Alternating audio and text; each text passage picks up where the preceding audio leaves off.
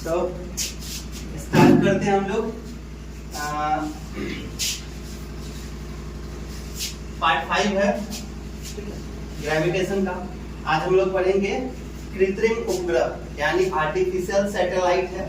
ठीक है, तो आर्टिफिशियल सैटेलाइट कितने तरह का होते हैं, ठीक है, और वो किस प्रिंसिपल पे काम करता है उसको देख लेना है। ये चैप्टर खत्म है लगभग। ठीक है, अब आते हैं कृत्रिम उपग्रह। जितना भी हम लोग मोबाइल वगैरह, रेडियो वगैरह या न्यूज सुनते हैं, जो चैनल से हम लोग को ये जो चैनल रिपोर्ट करता है, ठीक है, या हम लोग रेडियो वगैरह गाना वगैरह सुनते हैं, मोबाइल चलाते हैं, आप जो नेट चला रहे हैं जिससे हम यहाँ पे शूट कर रहे हैं वीडियो, ठीक है, वो सब क्या है, किस पे आधारित है, कृत्रिम सैटेलाइट पे आधारित है।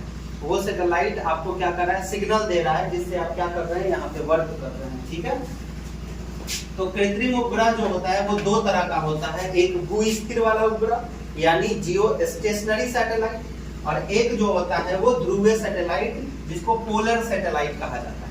अब आइए एक एक करके दोनों को समझते हैं। इसका नाम ही है भू-स्थिर, मतलब ये भूमि के साथ स्थिर होगा।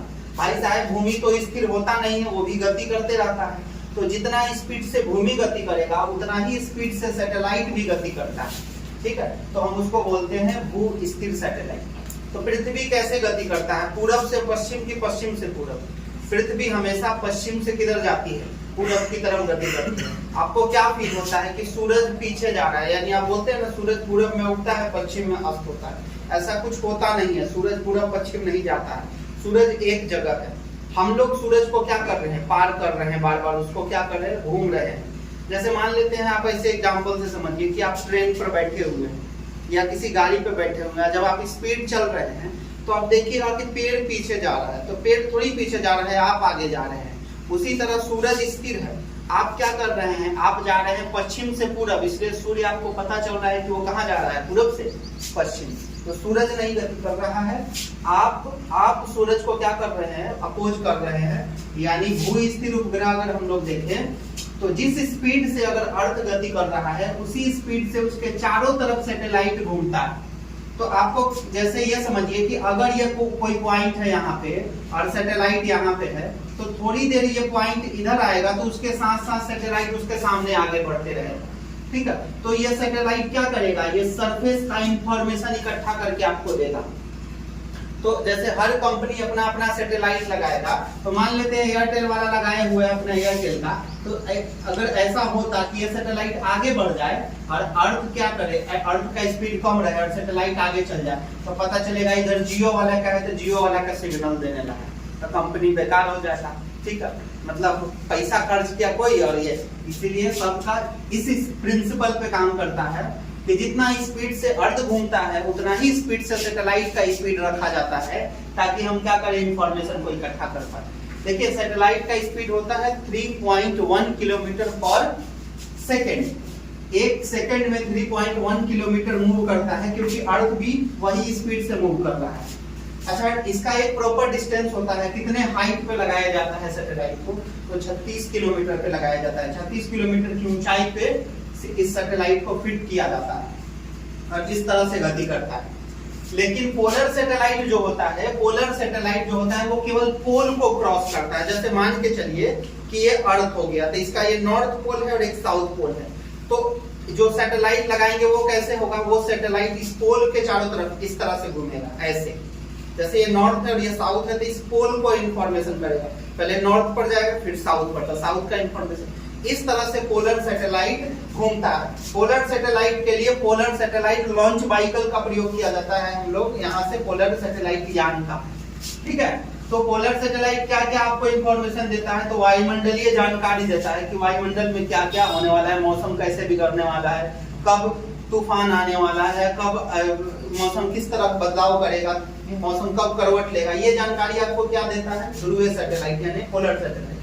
ओजोन परत के बारे में भी जानकारी देता है, यानी कि ओजोन में क्या छेद हो रहा है, ओजोन किस तरह से वर्क कर रहा है। ठीक, अल्ट्रावायलेट रेडिएशन इससे अब ज्यादा आएगा कम आएगा, ये सब जानकारी हमको पोलर सैटेलाइट देता है। ये कुछ पोलर सैटेलाइट है, IRS-1A, IRS-2B, IRS-3C, ये पोलर सैटेलाइट का नाम है। देखिए राकेश शर्मा, ठीक है, फर्स्ट ऐसे अंतरिक्ष यात्री थे भारत की तरफ से जो सोयूज T11 से, कौन सा यान था भाई, सोयूज T11 से वो गए थे राकेश शर्मा, ठीक है, अंतरिक्ष यान में 3 अप्रैल 1984 को गए थे। याद रखेंगे हम लोग वर्ल्ड कप जीते थे 1983 में, उसके बाद कुछ दिन बाद ये राकेश शर्मा गए थे 3 अप्रैल 1984 को, ठीक है। तो वहां से उस समय इंदिरा गांधी की सरकार थी, तो इंदिरा गांधी इनसे पूछी थी कि कैसा हमारा पृथ्वी कैसा नजर आ रहा है, ठीक है। तो वही बोले थे कि पृथ्वी सारे जहां से अच्छा हिंदुस्तान हमारा, ठीक है, मतलब भारत के बारे में पूछी थी कि भारत कैसा लग रहा है, तो वो बोले थे सारे जहां से अच्छा हिंदुस्तान हमारा। ऐसे पृथ्वी देखने में वहां से ऊपर से कैसा लगता है, नीला लगता है, इसलिए इसको नीला उपग्रह कहते हैं। क्यों? क्योंकि पृथ्वी का ज्यादा भाग 1/3 तो पानी है, समुद्र, इससे कारण ये कैसा लगता है, नीला नजर आता है।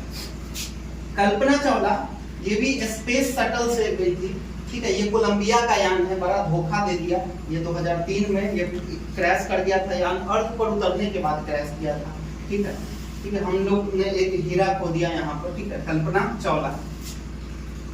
चलिए देखते हैं, अब आते हैं इसके बारे में। देखिए कोई भी सैटेलाइट यदि अर्थ को या किसी भी ग्रह के चारों तरफ कोई उपग्रह घूम रहा है तो क्या कौन सा नियम पालन होता है, तो अगर ये कोई भी चीज घूमता है ना, तो याद रखेंगे कोई भी चीज सर्कुलर मोशन में या ऑर्बिटल मोशन में गति करता है तो कोणीय संवेग संरक्षित होता है, ठीक है। सीधा गति करता है तो रैखिक संवेग का रूल होता है, लेकिन अगर सर्कुलर या ऑर्बिट में गति करेगा तो कोणीय संवेग संरक्षित होता है।